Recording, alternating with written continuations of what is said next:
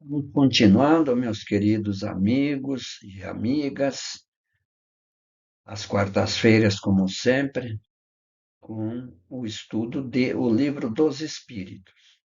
Nessa primeira tela, nós colocamos Jesus batendo em nossas portas. Não as portas de nossas residências, não. As portas aqui são as portas do nosso coração, de nossa mente.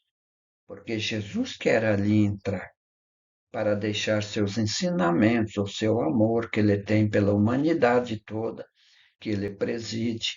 Então ele exclama: Eu sou o caminho, a verdade e a vida, e ninguém vai ao Pai se não for por mim. É verdade. Nós temos que seguir o caminho que Jesus nos traçou, que é o caminho que ele mesmo percorreu, porque esse caminho é a verdade.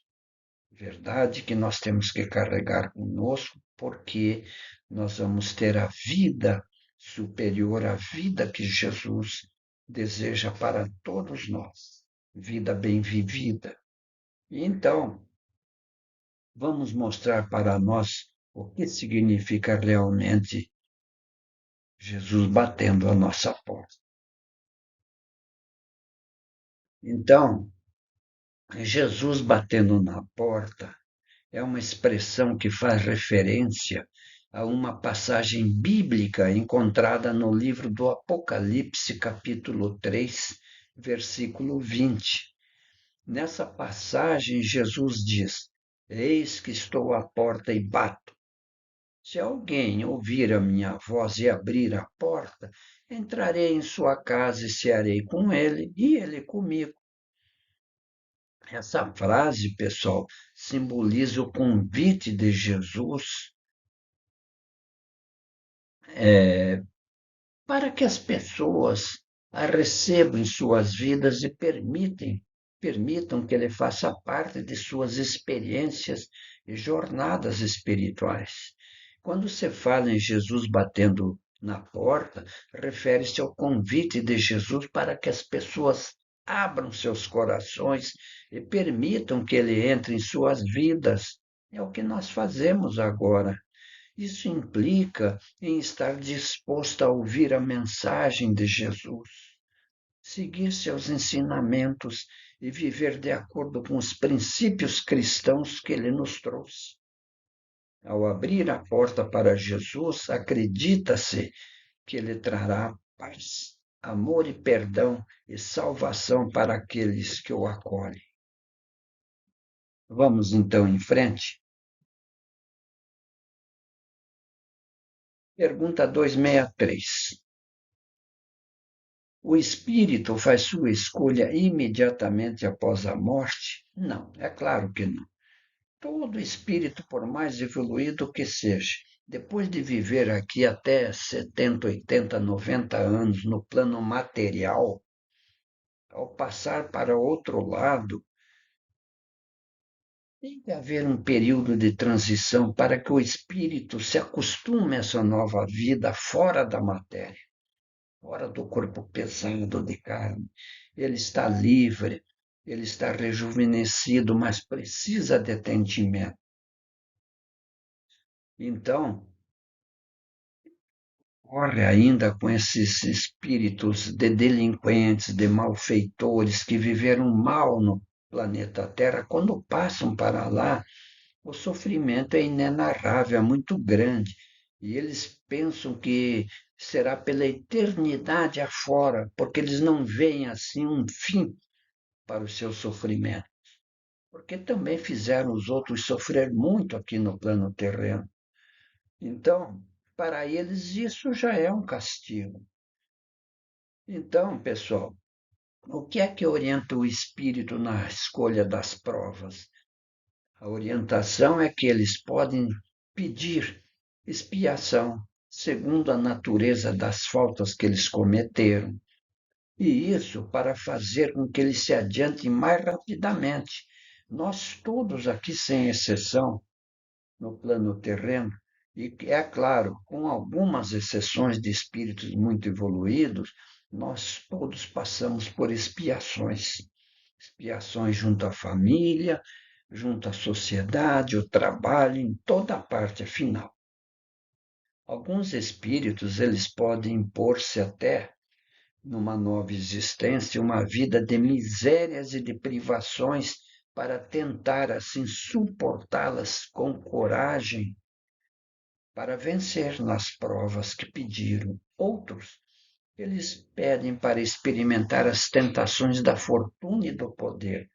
Essa é uma prova difícil, pessoal, bem mais perigosa pelo abuso e o mau emprego que eles podem dar e pelas más paixões que desenvolvem. É a prova da riqueza. Quando o espírito nasce em berço de ouro e continua assim pela vida toda, fazendo mal uso, porque a fortuna faz com que a pessoa se torne egoísta, que viva só para si, para os seus familiares, que mesmo tendo oportunidade de ajudar o próximo, não ajudam e se tornam até avaros, não é? Querem com toda a força se agarrar ao dinheiro, ao poder. Então, esse mau uso que eles desenvolvem, as paixões, eles, enfim, querem ser provados, muitos, nas lutas que terão de sustentar com o contato com o vício. Quer dizer, além desses que pedem essas provas perigosas da riqueza, eles também, e muitos conseguem sucesso, eles conseguem suportar essa prova com dignidade, gerando riquezas com a riqueza que eles têm, dando empregos, pagando impostos e ajudando a comunidade em que vive. Então, estes sim conseguem ser provados nas lutas que terão de sustentar em contato com o vício, com as tentações da vida terrena.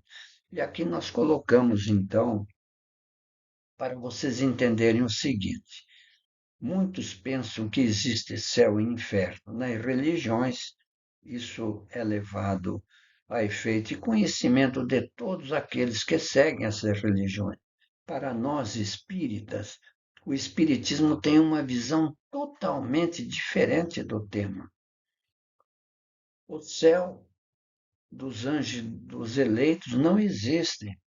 Porque Deus não iria criar criaturas sem mais nem menos para serem felizes, sem trabalharem, sem adquirirem o lastro necessário para serem felizes. Assim como o inferno dos demônios e dos condenados, que só existe na mente daqueles que assim sofrem, porque fizeram os outros sofrer. Para nós, na casa de nossos pais, Jesus afirmou: há muitas moradas. É verdade, pessoal. Vejam só agora neste outro exemplo aqui. Colocamos aqui o cosmo em movimento, porque nada está parado. Tudo está rolando em velocidades fantásticas pelo universo afora. São mundos incontáveis que Jesus afirmou que haver muitas moradas na casa do Pai. De fato, nós sabemos que são incontáveis os mundos que circulam no espaço, cada qual com seus habitantes, enfim, mundos semelhantes ao nosso, outros inferiores moralmente e materialmente, outros muito superiores, embrionários, fluídicos, enfim, é uma coisa assim,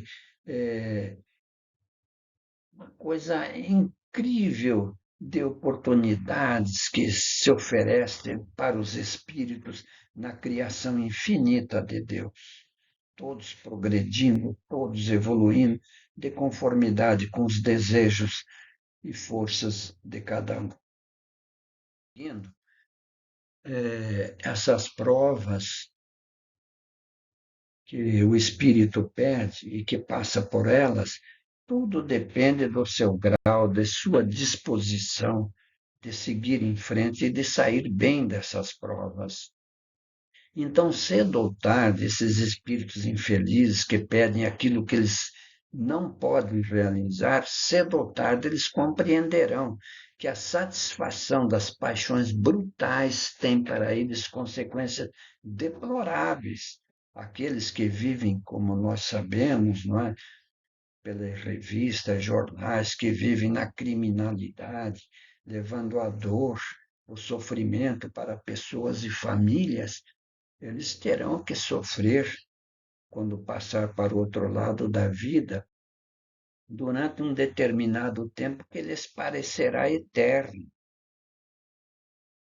porque prejudicaram muito as pessoas, judiaram muito, levaram tanta dor, tanto sofrimento. Então, Deus poderá deixá-los nesse estado até que eles tenham compreendido suas faltas, pedindo por si mesmos o meio de resgatá-los em provas proveitosas. Então, quando a gente lê o livro Nosso Lar, ou então assistiu o filme Nosso Lar, nós vemos que esse médico formidável, né, que foi o espírito de Carlos Chagas, né, foi um médico querido, um cientista, ele, com tudo isso, ele teve uma vida um pouco desregrada e passou muitos anos, 8 anos no umbral, sofrendo. Agora imagine os criminosos que fazem a maldade, espalham por todo lado. É penosa a situação deles no outro lado. Então, prosseguindo, não parece natural que os espíritos escolham as provas menos penosas? É claro, né? Quem que quer ter prova difícil? Para vós, sim, mas para o espírito, não. Por quê? Porque quando ele está liberto da matéria, cessa a ilusão e a sua maneira de pensar é diferente. Então, aqui o espírito pensa uma coisa, encarnado, mas quando ele passa para outro lado, ele verifica: não, não é bem assim, eu estava enganado. O assunto é outro, é diferente. Então, Kardec comenta: veja que interessante. O homem, diz Kardec, submetido na Terra à influência das ideias carnais, só vê nas suas provas o lado penoso, ele não vê o outro lado. Se ele sofre agora é por algum motivo. E se ele sair bem das provas, ele será recompensado no mundo espiritual e em futuras encarnações. É por isso que lhe parece natural escolher as que, do seu ponto de vista, ou seja, da forma como ele analisa as coisas, podem subsistir com os prazeres materiais. Mas, na vida espiritual, ele compara os prazeres fugitivos e grosseiros com a felicidade inalterável que entrevê. Então, que lhe importa alguns sofrimentos passageiros? É isso aí, pessoal. O espírito pode escolher a prova mais rude e, em consequência, a existência mais penosa, com a esperança de chegar mais depressa a um estado melhor. Como o doente escolhe, muitas vezes, o remédio mais desagradável para se curar mais rapidamente. E é isso que acontece conosco também, provas dolorosas que, sabendo suportá-las, vai haver a recompensa.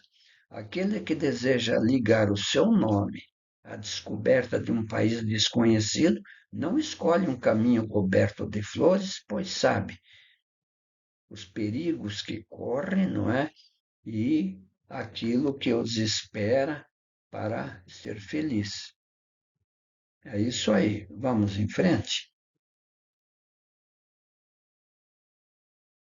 Pessoal, aqui nós estamos destacando os vícios que muitas vezes os espíritos incorrem nesses vícios por fraqueza moral e espiritual. Então, nós nunca estamos sós. Há junto de todos nós, do alcoólatra principalmente, um agravante que ele desconhece. É a presença de espíritos também viciados em álcool que o acompanha e o incentiva ao vício. E assim com todos os demais vícios, as drogas, o sexo exagerado, tudo isso, os espíritos inferiores, eles estão ao lado de todos. E é por isso que nós fomos buscar no quesito 459 de O Livro dos Espíritos, quando Kardec quis saber se os espíritos influem em nossas vidas. E eles respondem: os espíritos influem em nossos pensamentos e em nossos atos, muito mais do que imaginais. Influem a tal ponto que, de ordinário, são eles que vos dirigem. E é por isso que, nesse exemplo que estamos mostrando aqui, o alcoólatra, lamentavelmente, os viciados em drogas, em tudo, eles têm por companhia esses espíritos inferiores que se apegam, fazendo com que o indivíduo se torne cada vez mais viciado, e assim eles conseguem seus objetivos, o indivíduo sofre, acaba desencarnando, vai ter uma vida espiritual muito difícil, e se ele, numa nova encarnação, não se recuperar dos erros cometidos, continuará sofrendo. E, por final, pessoal, vamos definir o que é vício. Primeiramente, nunca te permitas a assimilação do vício na suposição que dele te libertarás quando queiras, pois que, se os viciados pudessem querer, não estariam sob essa violenta dominação. É verdade, quantas e quantas pessoas eu já ouvi falar assim, viciados em fumo, em cigarro. A hora que eu quiser eu deixo, mas nunca deixo. Fica sempre assim, a hora que eu quiser eu deixo o vício. Não deixa, não, porque o vício é terrível.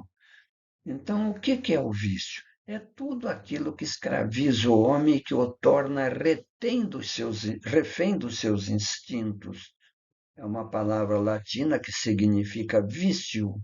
É um defeito ou falha na estrutura espiritual do homem. São hábitos negativos, repetitivos, causadores de males ao próprio viciado e ou pessoas a ele ligadas. No vício do alcoolismo, por exemplo, sofre o viciado e sofre a família toda. Aliás, com os vícios é quase sempre a família sofre. Então, meus queridos, muito obrigado por tudo. Se Deus permitir, estaremos juntos, sempre às quartas-feiras, a partir de 16 horas, por aí, pouco antes, pouco depois. Muito obrigado por tudo, fiquem na paz de Deus e nos encontraremos sempre. Nosso objetivo é, com muita humildade, com muita simplicidade, estudarmos esse mundo espiritual maravilhoso que nos espera. Até lá, pois.